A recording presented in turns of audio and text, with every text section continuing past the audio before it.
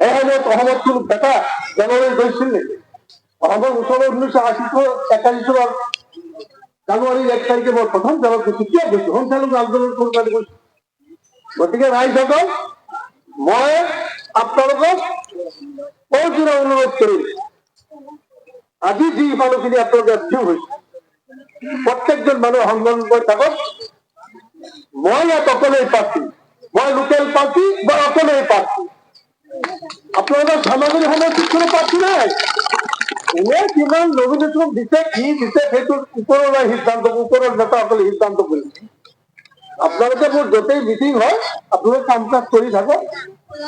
ব্লকৰ মানুহে সেইকাৰণে এই মিটিংখন কোনো ব্লক স্তৰত দি কৰা নাই, কোনো পঞ্চায়ত কমিটি কৰা নাই। আৰু এনেকৈ চলিব। ওই কালি কাহৈমাৰী মিটিঙত এনেকৈ চলিব, চাইবেৰিয়াৰ মিটিং এনেকৈ চলিব, শিঙিমাৰী মিটিং এনেকৈ চলিব, দক্ষিণ এনেকৈ চলিব। মোৰহে মানুহ লাগে, হয় নে নহয়? মোৰহে মানুহ লাগে।